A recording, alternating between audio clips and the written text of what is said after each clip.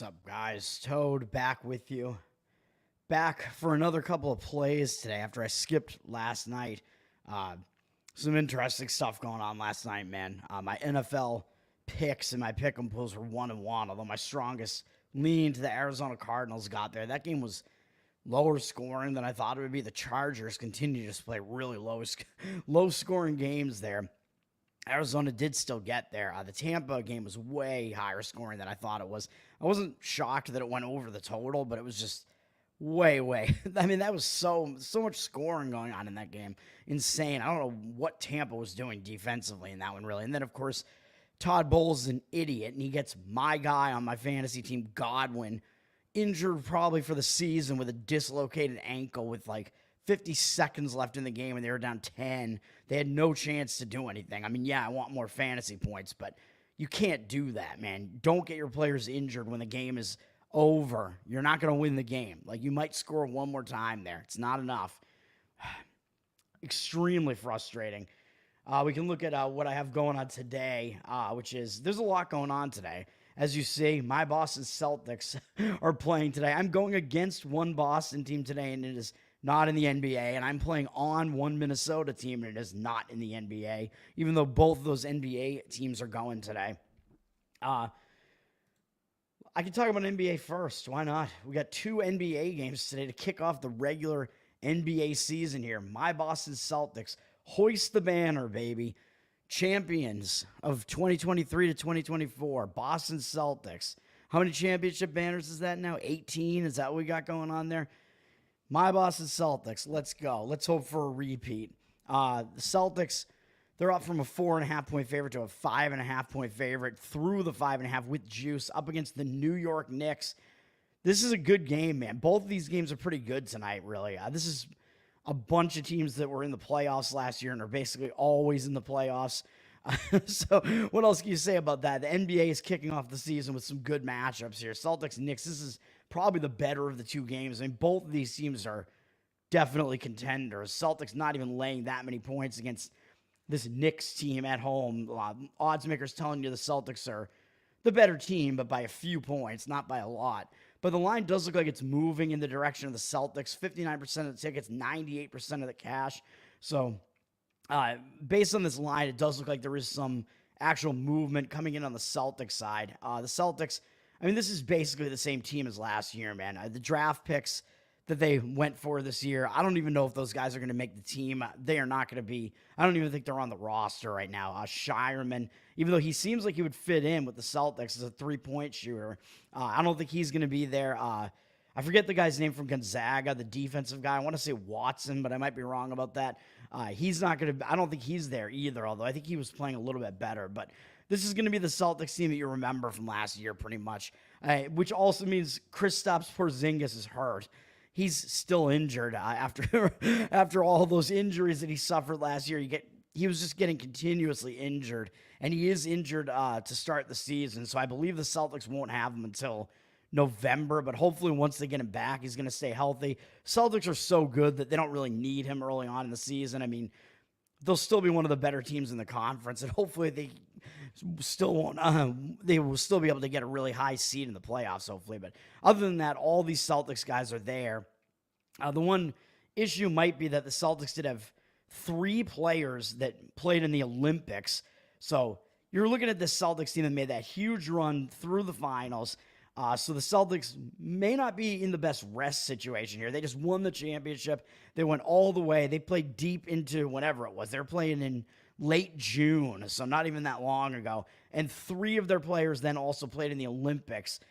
Tatum, Holiday, and White all played in the Olympics, but they didn't play that much in the Olympics, as Steve Kerr seems to be biased against the Celtics, and he didn't really play them that much. And Brown didn't make it at all, even though he was one of the best players on the team.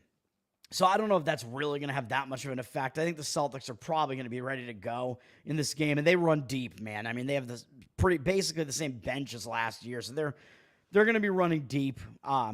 So this, I mean, again, this is a very good Celtics team, and they're going to be up against the New York Knicks that have made some changes. The Knicks, I mean, they have a similar team to last year, but of course they made that huge trade for Karl Anthony Towns. They traded Julius Randle away, and Randle wasn't even playing for them for the last portion of the season last year. Like, he was gone for a while because he was injured. And that was a trade with the Minnesota T-Wolves, so I guess I'll talk about it in a minute. Hopefully I can get this done, man. I'm talking about a lot of games here. There is no baseball today, by the way. The World Series doesn't start for a few days, so a lot of time off there for those baseball teams. So Karl Anthony Towns is in for the Knicks. He will be in the starting lineup. I think that he's probably an improvement defensively over Julius Randle, because Randle, I just think he doesn't play intense enough defense, man. I think his motivation can be in question at times. Towns, I don't think it is a question. I just think maybe he's not the greatest defensive player, though. So even though I think this is an upgrade for the Knicks, I don't know if it's a significant upgrade necessarily. Towns certainly going to help them on the offensive side, but I don't know if he fits in with this like style that the Knicks really seem to want to play, which is that they want to be a physical defensive team. So I don't know. And that type of team can give the Celtics problems, because the Celtics are a three-point shooting, high-scoring, more of a finesse team. The Celtics trying to get some physicality going, though. Jaylen Brown, you'll see what he looks like tonight. He has put on a ton of muscle, apparently, and been working out significantly. So he's doing the Michael Jordan thing and trying to add more physicality to his game and getting jacked, basically. So we'll see what he looks like coming into this game tonight. But the Knicks, yeah, I mean, they still have Jalen Brunson. In that trade, they lost DiVincenzo and they lost Randall. So you will still see most of these Knicks guys. And I don't know about the guys that they had injured, because the Knicks, when they were making that playoff run last year, they were a shell of a team, man. They had so many injuries down the stretch there. And I think probably most of these guys are going to be back, but maybe they do still have a couple of injuries there. But any way you look at it, this is going to be a good matchup, man. I don't know if I have anything else to say about that. And the Knicks drafted Tyler Kolek, I believe, out of Marquette, one of the best scorers in college basketball over the last couple of seasons. He is on the Knicks. I believe he is going to be coming off the bench, so he's probably going to be in the rotation tonight as well. So that will add a little bit of a dimension there as well. So I don't know if I have anything else to say about that. I don't know. As far as a lean, I mean, like I said, the market is indicating on the Celtics side still, but they are the returning champs. I mean, it's the big banner hoisting ceremony, so I could see that going both ways. Like, they could be really pumped up here, or maybe they could be a little bit overconfident. And because the Celtics played deep throughout the playoffs last season, that might hurt them a little bit, plus the additional Olympic play. But the Knicks made a deep run in the playoffs too, though. So, I mean, they aren't a team that just had a ton of rest after that, because they made it to the conference semifinals, and they were really beat up. T-Wolves, Lakers. The T-Wolves are obviously the team that made the deeper playoff run last year as well. They made it to the conference finals, I believe, where they lost to Dallas. T-Wolves debatably may have been the better team out of the two. I don't know. I did have Dallas. I believe I had Dallas winning. Did I have Dallas winning the conference in my bracket last year? I don't remember. I had them going pretty far, though. Maybe I had them losing to, I think I had Denver winning, actually. So I think I had Dallas losing to Denver. Minnesota, young team, and they surprised some people by making it very deep into the playoffs last year. They're up from a pick'em to a 1.5-point road favorite at LA here. But they are looking a bit public. 62% of the tickets, 58% of the cash. So hard to read. Is this line movement like legitimate on the T-Wolves moving them up, or is the ticket cash discrepancy here more legitimate? I have looked into like what some professionals have been saying on this game, and it does seem to me like some of them do actually like the T-Wolves in this game. I mean, you're basically it's a situation where I thought the public might be on the Lakers a little bit more, although we did see what happened last year. I mean, the T-Wolves were good enough that they became like a public team pretty much, and the Lakers were not as good. I mean, they still have LeBron James there with now his son, Bronny James, but LeBron is like 40 years old now, man. I mean, 39, maybe. He's basically my age. I mean, he's still really good, but he's like at the end of his career, man. He's not the LeBron of several years ago, he's nowhere close to prime LeBron, or even the LeBron of like several years ago at this point. Bronny, I don't know if he's going to be any good either. I mean, I think that was kind of a situation like, let's just do the father-son thing, basically. But they will be there. As far as the other components, I don't even know what roster shakeups there have been for the Lakers, man. I'm not even sure. But I still kind of expected the Lakers to be a little bit more public, with the public coming in thinking, oh, I get the Lakers at home as an underdog price here. LeBron as an underdog looks a little bit tempting, but I guess maybe not so much with him being very, very old. Now you have a very much past his prime superstar. T-Wolves, like I said, they made that trade with the Knicks. So Karl Anthony Towns is no longer there from the Minnesota T-Wolves, and they have brought in Julius Randle, who we don't know what we're going to get out of him because he was hurt for such an extended period of time. I believe he is playing in this game, though, so we will see. So the one thing about the T-Wolves and the Knicks, though, having that new star player coming into their starting line, I mean, that can be jarring to the team's chemistry.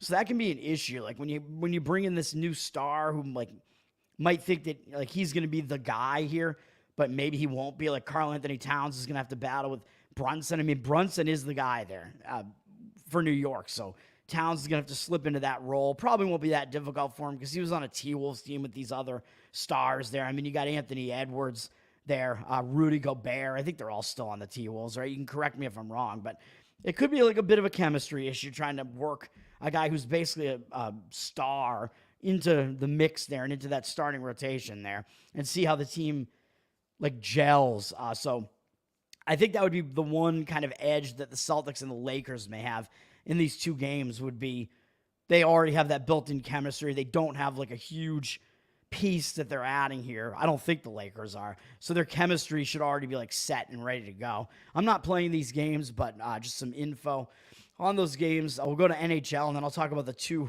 bad Conference USA college football games. A lot to say about the NHL because we have a packed card here. I'm going to try to run this down quickly. I do have two plays.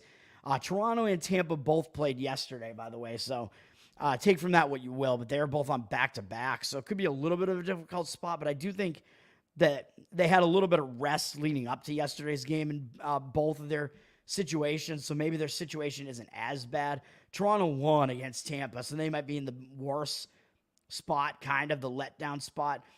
So if either one of them was going to be in a worse spot, it'd probably be Toronto. And actually, they are playing a third game in 4 days, actually. I didn't think they were, but they played the Rangers, then they beat Tampa yesterday. And now with no days off, they're going to Columbus. They don't have a huge game up next, though, against St. Louis, but this one weird, like, isolated road game to Columbus does look a little weird, actually, for Toronto. So in this game, if I were forced to lean, I would lean against Toronto. And you got Columbus. I mean, they've had multiple days off, so they're the more rested team here, coming off a loss to Minnesota. Columbus, certainly not a good team, but they're certainly in the better rest scenario. And the line has dropped on Toronto from minus 235 to minus 210. Columbus looking slightly public, 66% of the tickets. That doesn't seem to make sense to me, but 94% of the cash. So I do think we're seeing legitimate movement coming in, pushing this line in the direction of Columbus. They're a giant underdog, though, because they're Columbus. They suck. They have bad goaltending. I mean, they're just not a good team. But in this spot, I mean, this could potentially be a spot play on Columbus. I'm not playing it, but if you were to do that, I think maybe taking the underdog puck line would make sense in that one just because the line is so high. I don't love underdog puck lines that much, but in a situation like this, it might be the best price, actually, in that one. What else do we got? There were a few other games I was kind of eyeing. I mean, Dallas seems to me like they could be in a letdown spot, after they got playoff revenge over Edmonton, man. I mean, that's a pretty big win because Edmonton was the team that eliminated them last year in the conference finals. So they got that win over Edmonton. I mentioned that game when it happened that I didn't think that the market indicators on the Edmonton side totally made sense to me because of the huge revenge aspect of that. And now they have to go to Buffalo, Dallas does, and they do have Boston up next, which is a game I'm going to talk about a little bit more in a minute, which is somewhat of a big game because there is still a little bit of that rivalry there, I think, because I think Dallas still has Tyler Seguin, former Boston Bruins star, who's been on Dallas forever now. He's now the Dallas star.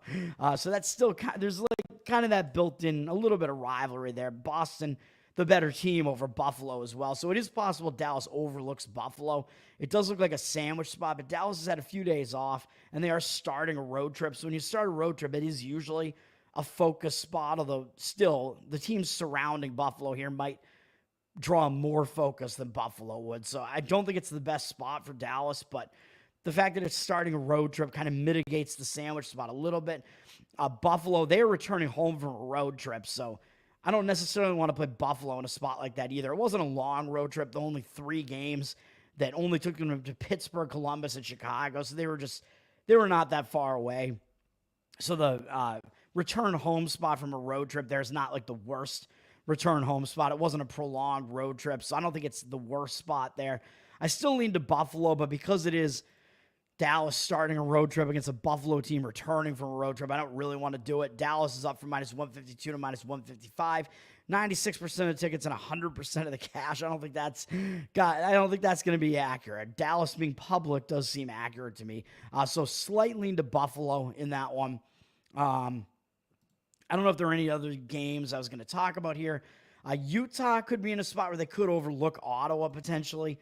Utah, they are staying at home here, but they're coming off multiple overtime games in a row. They played a lot of overtime games so far this year. They just beat my Bruins in overtime in a close game there at home. Pretty big win, man. I mean, that was their first home game since their home opener, and they beat a pretty decent Boston Bruins team, pretty good Boston Bruins team. They do have Colorado up next, and I know Colorado's been playing horribly recently, but still, I think they still carry a lot of weight around them, man. That Colorado team's still not bad, and they're a conference foe there for Utah and Utah, Colorado.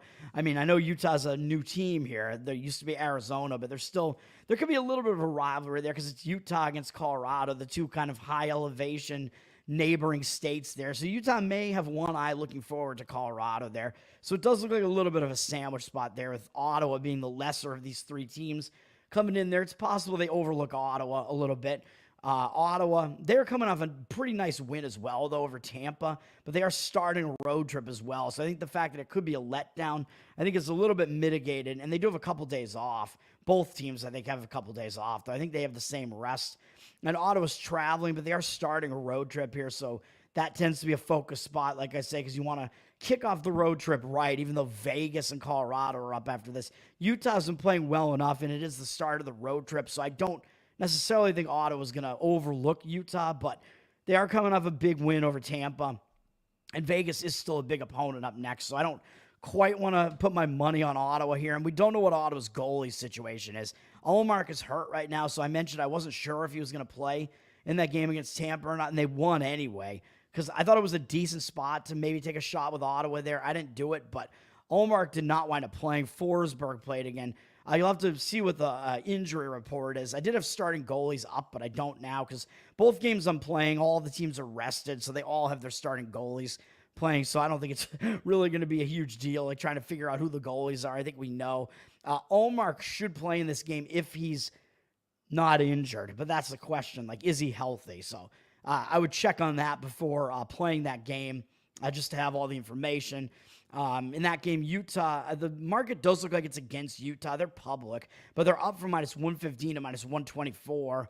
83% of tickets and only 69% of the cash on Utah. So the line has moved up a little bit, but they are pretty public because they're off to a pretty good start to the season. But this is still the Arizona Coyotes, man. I keep saying maybe they're getting a little bit of boost just because they're this new team, so they get to kind of have this new identity, and there's some novelty around it, and teams coming to their house might be in kind of an unfamiliar environment because it is kind of a weird arena set up there. But Utah's only played one home game so far, so they've been playing pretty well on the road for the most part here, which is interesting to see. But the odds makers are telling you that these two teams are almost even, so they're telling you to cool it a little bit on Utah being that good, as they're basically only getting close to home ice here, and the public is coming in on them because Ottawa just hasn't been that impressive. But again, like I said, Ullmark has missed all but 2 of their games so far. So take from that what you will. Slight lean there to the Ottawa side.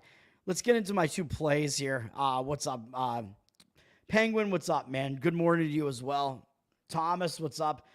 Vegas and Flyers. Hopefully I can talk about these quickly, maybe. The Flyers, I mean, this team, they don't even have a win yet, do they? Or no, they have 1 win maybe? They have 1 win. They won against Vancouver, and then they've lost every game since then. I went against them in their most recent game because it was kind of a road revenge spot for Vancouver, and Vancouver is the better team. Philadelphia hasn't played the easiest schedule, though. None of these teams are bad, really.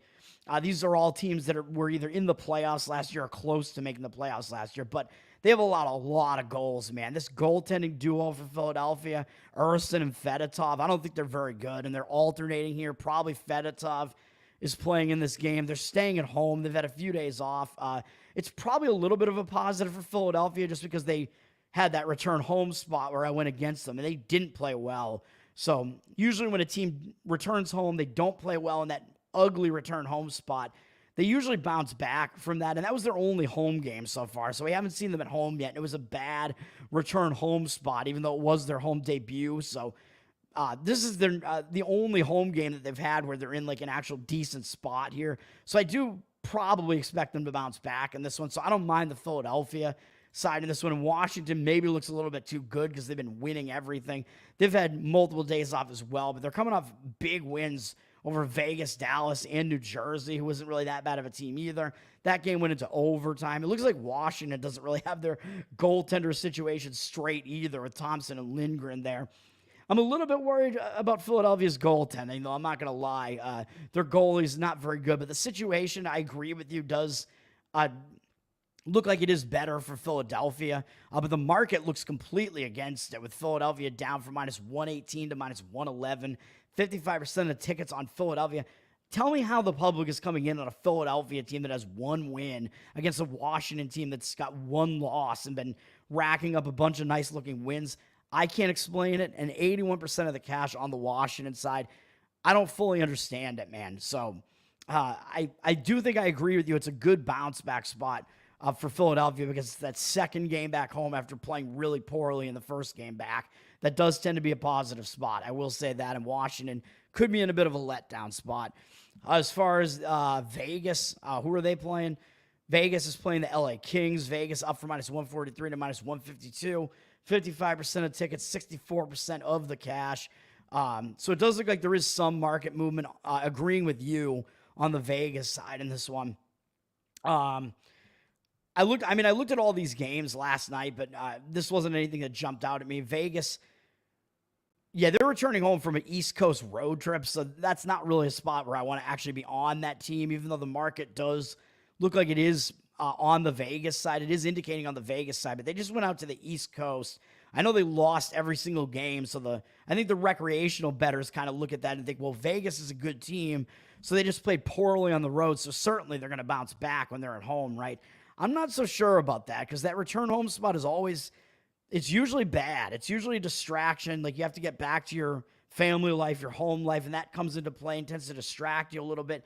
Maybe that'll be mitigated somewhat by the fact that they have a few days off here, but they played some tough games on that road trip, man. I mean, that Florida leg is not easy. Tampa and Florida both pretty good, even though Florida's been dealing with some injuries. That game went into overtime, and they are playing LA, though. I mean, LA is probably a team that they will be focused on because this game is pretty isolated. They have a few days off before and after this game and no good teams up on deck. So possible that they do focus on the Kings here because it is a better opponent than what they have up next. But still, the return home spot, not really something I would want to get involved in personally. Like, I think that the recreational bettors tend to have that a bit wrong, even when it was a bad road trip. The team still tends to be a bit distracted upon that return home, especially when it's going cross-country like that. But with multiple days off, could help Vegas a little bit in that regard. Vegas, I'm also not necessarily sure how good they really are because I think they have lost some of the pieces that they had last year. So it still kind of remains to be seen. LA is on a nice win streak right now. They're in the middle of a huge road trip, though. I mean, they haven't even played at home yet. They've been on the road for more than 10 days, which is just ridiculous. So this is the last game on the road trip. So they could be a little bit gassed at this point. So I think you may have that part of this right here. Like, I would not want to play in LA either here in the last game of a road trip here. But, I mean, maybe they'll be focused here because they haven't played a good opponent over the last few games here. So Vegas is probably a team that's going to draw their focus because they know Vegas pretty good and is in the playoffs pretty much year in and year out. So Vegas is an opponent that LA would be focused on, but are they like too tired after this long road trip that took them to the East Coast and is now taking them all the way back to the West Coast? I don't know. I mentioned that Anaheim spot might not be that great because I thought that almost could be like a return home type of spot. I don't know. Excuse me. I mean, it wasn't. I mean, Anaheim might just be so bad that Anaheim couldn't really even do anything in that one. And I also don't know what's going on. What is going on with the Kings goaltender situation? Because Kemper is their starting goalie, but it looks like he's hurt because Rittich has been in there for 3 straight games now. And I mean, if Kemper was healthy, he would have been in there in at least one of those games there. So probably 2 of the 3 really. So I don't fully see what's going on there. So you might have to look at the injury situation there because it looks like Kemper is probably injured. So I don't know if he's coming back in this game or not. So some things to consider in that one. Let's go to my plays here. I told you I was playing on Minnesota and against Boston, so you already know what I'm doing here. The Minnesota Wild is my first play up, and a nice plus 126 money line underdog price. That's my first play. This is a fade of Florida. Florida's down from minus 152 to minus 140. 65% of the tickets and 78% of the cash on the Minnesota side here. So Minnesota somehow is getting the public percentage, but it does look like the market is still indicating on Minnesota because the cash percentage is higher on Minnesota. It looks like this line is continuing to drop and go in the direction of Minnesota here. So it looks like the market indicators are fairly strong on the Minnesota side. I obviously agree with this. It's mostly a fade of the spot that Florida is in. Minnesota, I mean, they're not really coming off of anything big here. They've had a few days off, and will those few days off disrupt their win streak here? I don't really think so because, I mean, they're playing the Florida Panthers. They're playing the Stanley Cup final, the Stanley Cup champions. And you know last year's champions always are going to have a target on their back early in the season. Every team that faces them for that first time wants to show up for that game. So I think that is going to be the case here. So the Wild, I don't really worry about their focus here. And they do have a couple of days off. They're coming off games where they beat St. Louis and Columbus. Who cares? I mean, I think that just maybe gives them some momentum, and hopefully having 2 days off won't hurt that momentum that much. So Minnesota, I mean, I think they're in a decent spot to show up in this game. Gustafsson, because they've had a bunch of time off, he should be in net again. I know he was 0-2 against, I think he was, or no, he was, Minnesota was 2-0, actually, I think, in his games against Florida last year. But he did poorly in one of the games and did way better in the other. I think he had 1 shutout against Florida last year, but it was at home. And in his game at Florida, I don't think he did as well. But I do think Minnesota actually won both games. If I'm not mistaken, I mean, they obviously won the game where he had the shutout, I think. So I don't know. I would have to go back and look again. But Gustafsson is a pretty decent goalie. Minnesota has a decent goaltender tandem there, really, even though I think Fleury is overrated and way too old now. But it should be Gustafsson in net here. Like I said, all the starters in these games, I think, should be playing in this game. Florida, I think they're in the worst spot here, man. They are coming off of back-to-back overtime games, although I know they've had 2 days off as well, and they're not even traveling. So they're staying at home here. Whereas, yeah, I mean, Minnesota is having to travel from, like, the Midwest area down to Florida. But with a couple days off, I don't really think that that's necessarily a bad thing. And Minnesota could look at it as, like, the start of a new road trip, kind of, too. So I do think it will be a focus spot for them. For Florida, though, they're coming off big overtime games against Vancouver and Vegas. I mean, fairly big games there. Vegas, I think, is still a pretty big matchup for Florida because they still probably remember Vegas beat them in the Stanley Cup Finals the year before last. And Florida was able to get the last laugh last year. But still, I think that is still a big game for both of those teams. Big win there for Florida. And now they got Minnesota kind of sandwiched in here, an out-of-conference game here, although Vegas is also out of conference. But still, they have a big conference game up against the President's Trophy winners last year, and the Rangers up next. Rangers, again, looking like one of the better teams in the conference, probably one of the best. So that could be a look-ahead spot, man. Florida could be looking ahead to this game against the Rangers 2 days from now. So I think this is a dangerous spot for Florida. And I believe Florida's getting Tkachuk back in this game because it is the 22nd. I don't know why they had like a definitive return time for a guy who's been out with an illness. You would think with an illness, it's just like, hey, do you feel good enough to play? Let's go. I don't know. I don't know what the Barkov injury situation is for Florida. I haven't been paying total attention. But if Tkachuk is coming back in this game, I think it actually helps my play even more because it becomes like a reverse injured player theory kind of, even though it doesn't matter as much in hockey. But he is their like star player, their best player. So it matters maybe a little bit more than it would with any other player on the roster. I mean, it's not like getting a star quarterback back where he's like a huge piece of that team. But still, Yeah, I mean, hockey, like I said, it doesn't matter as much because it's more of a team sport and there's so many guys out there on the ice. But still, Kachuk is, I believe, returning in this game, so it might give you a little bit of extra line value on the Minnesota side here, and maybe Florida will like ease up a little bit, and they're going to have to work him back into the rotation if he's back in there. So I think that is the case, but I have not totally been paying attention to what personnel they've had going on. And Bobrovsky should be in net for Florida again here. I mean, he is their better goalie, obviously, but both starters should be in net for these teams here as far as the goaltender situation. My other game is playing on the winless Nashville Predators against my Boston Bruins. I know.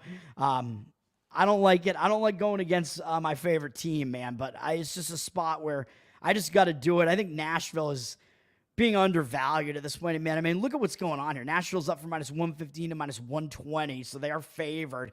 They're basically getting home ice, so the odds makers are telling you these teams are like evenly matched, basically. And you look at it, and Nashville's like 0-5, and the Bruins are 3-2-1 or whatever. So it's like, what gives? How could Nashville be a favorite, even at home against anybody, when they're a winless team?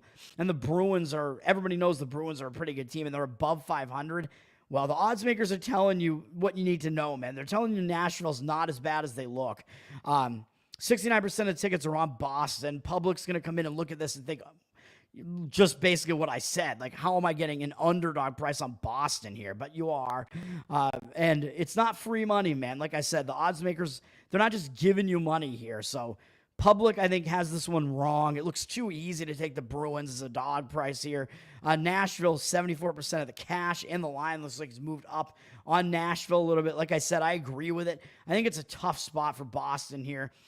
Both starting goalies should be in net here because, again, you're dealing with teams that do have some rest here, some days off. So I believe it will be Swayman again in net for the Bruins here with 2 days of rest here.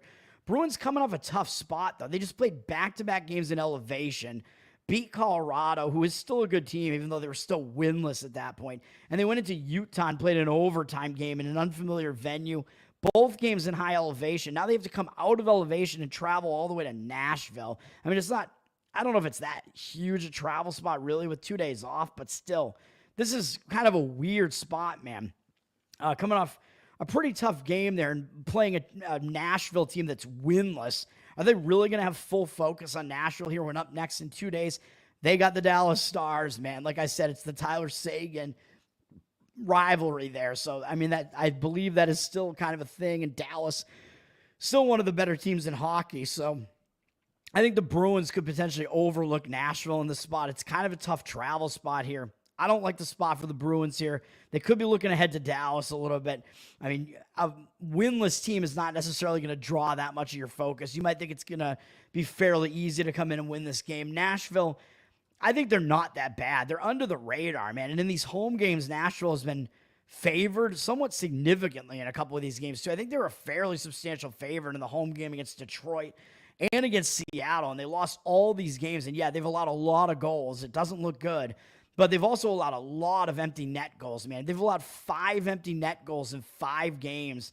They've outshot their opponents in 3 out of the 5 games, and the Seattle one was close. The only game where they really actually got outplayed was this Edmonton game for Nashville here. Edmonton definitely outplayed them. Edmonton was a very desperate and very, pretty good team, though, still. So I don't know if you can really blame Nashville for losing that game. And other than that, the rest of these, every one of these results besides that, in my opinion, is misleading. The Seattle game was close, and they just gave up way too many goals there. And one of them an empty net. Both Detroit games and the Dallas game. If you look at the shot discrepancy, Nashville outshot all of them, and they were losing. So maybe some of them were desperation shots, but still, shot discrepancy that's that significant. I don't think it's just because they were losing the game. And that opening game against Dallas was still actually a close game. It doesn't look good that they're not playing well at home. I agree, but this is a desperate team now, man, that's looking for a win of any kind before they go on the road. So I think you're going to see a fully focused Nashville team here. I mean, this is just embarrassing what's been going on here. They need to win a game, and like I said, these results make them look worse than they actually are. They gave up 2 empty net goals in this Detroit game. So this game was way closer than it looks. Nashville outshot Detroit in the game. It was a 1-goal game. pretty late in the game. And some of these other games were closer late as well. Like I said, Nashville has a lot of empty net goals there at the end because Nashville's been losing by 1 goal in a lot of these games. Saros should be in net again for Nashville here, and he's still a good goaltender, man. I know it doesn't look that great so far for him this season, but looking at his career stats, I expect him to start turning it around. He is nowhere near as bad as he looks here, and the scores make him look worse because of all these empty net goals in there, which, of course, those are not his fault. So I like Nashville. That's the other play in hockey. Those 2 plays, the market seems to back both of those up. And let's look at college football before I get out of here. This is just ugly, man. Tuesday, Conference USA. The only thing that makes this not ugly is that Sam Houston at FIU, Florida, Illinois, my guys, Florida International. This is Miami Vice night because FIU plays in the Miami area. They play in Miami, actually, at Pitbull Stadium. Are you serious? Like, is their stadium actually named after Pitbull, the rapper? I mean, he is from Miami, so I think it probably is. This is just so ridiculous. This is the only reason to watch football tonight, man, is Miami Vice night at Pitbull Stadium. And FIU is going to have some weird Miami Vice-themed uniforms here. So is that going to hype them up? Maybe it will. I mean, do you want to fade FIU, even though they're a horrible team? Do you want to fade them at home on Miami Vice night? I don't know. And they do have one of the better teams in the conference coming into their house in Sam Houston. So FIU probably is going to be focused in this game, as stupid as that sounds, for all those reasons. Sam Houston, they're coming off a game that broke their loss streak, and that was a big game against Western Kentucky. Sam Houston was near the top of the conference and gunning for the conference, and now they've taken a loss, and now they're behind 3 undefeated teams in the conference, including that Western Kentucky team. Sam Houston's newer to FBS, so I don't think they're as good. They've been playing well, and they have a really good rushing attack, but I don't think they're as good as Liberty, Western Kentucky, or Jacksonville State. They are probably the next best team after those 3, though. So the standings, I think, do actually indicate what is actually going on with Sam Houston as far as how good they actually are. But that's a tough loss to take, man. They're at home, big game, primetime game. You step up for a game against Western Kentucky, and they just couldn't get it done. They were within 3 points in that game, I think, at halftime, and then they just couldn't stop Western Kentucky in the second half. And Sam Houston's quarterback got hurt in the game. I forget his name. I don't know if he's going to play in this game, so that's another thing. You're going to have to look and see if he is hurt or not. Watson is his name. I don't know if he's going to play in this game. Sam Houston, it maybe doesn't matter as much as it would for some other teams because they mostly run the ball on offense. They don't throw it a lot, but still, the offense does run through your quarterback, and he's going to be the guy running those run plays, and, if they're running options and stuff, he's making decisions. So they still would probably prefer to have Watson in there and not be hurt. So that's one thing to look at. Is Watson injured for Sam Houston? I'm not sure if he is. But they're potentially in a hangover spot, man, because that was a big game you get emotionally up for. It was their biggest game of the season besides this UCF game, probably. And UCF really obliterated them. But that was their biggest step-up game since then, and their biggest conference game of the season, and they lost the game. So that could hang them over into this game. Meanwhile, they're going to have an FIU team that's probably pretty angry because I played on UTEP in their last game and got the win.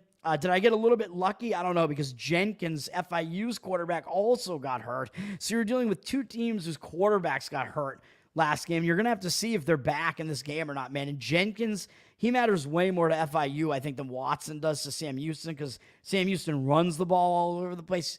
FIU, all they do is pass for the most part. So Jenkins is going to be a key piece there. They're going to need him to play. He got injured in the UTEP game.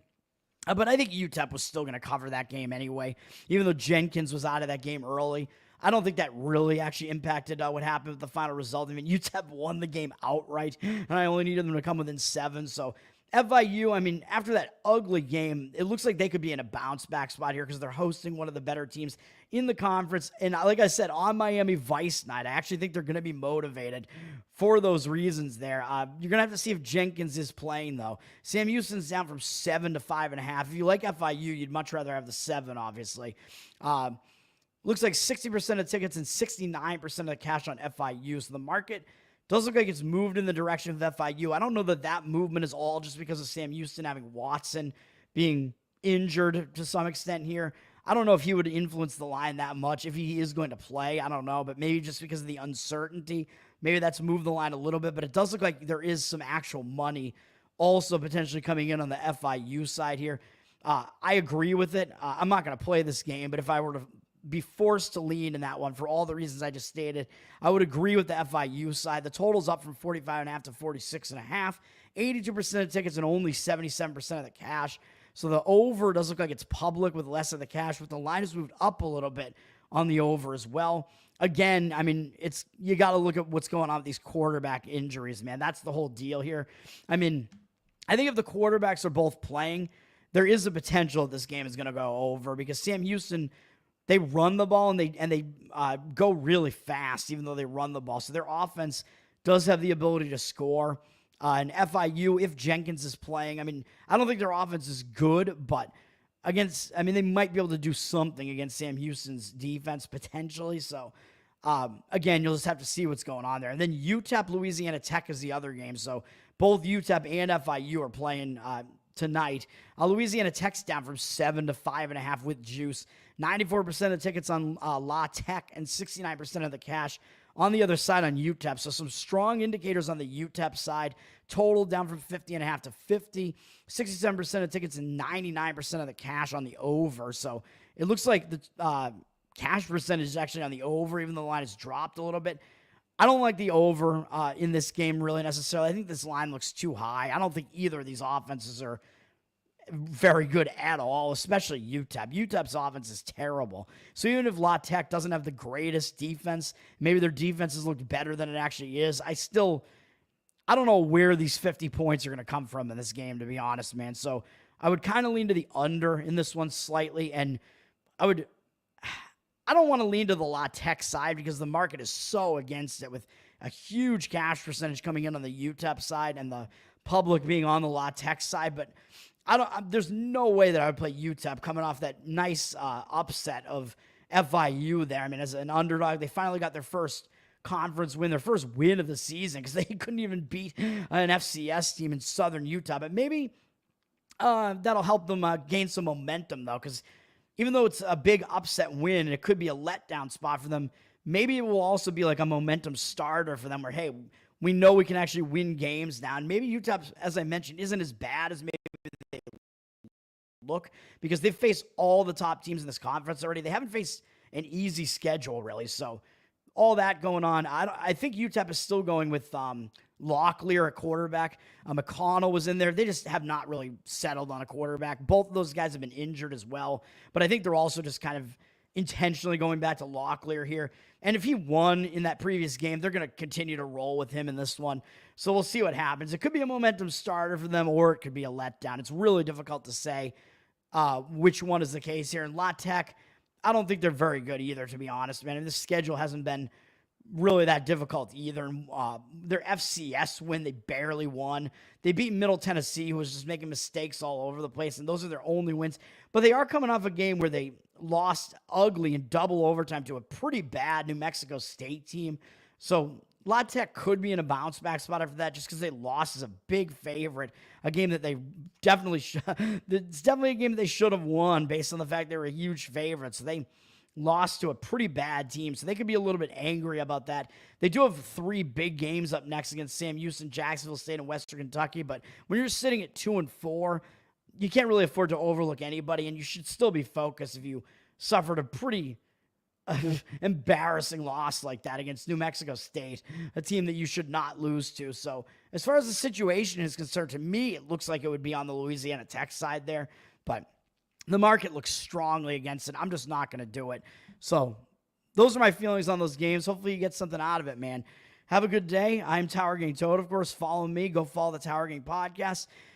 And subscribe to the Patreon, patreon.com/Tower Gang. We are the most hilarious comedy podcast out there, and you get extra content. And go meet us at Bohemian Grove coming up in a couple of days in Central Florida, Friday, Saturday, man. I think there are still tickets available for that. Hopefully, it's going to be a fun time. Conspiracy and comedy. Peace out. Have a good one.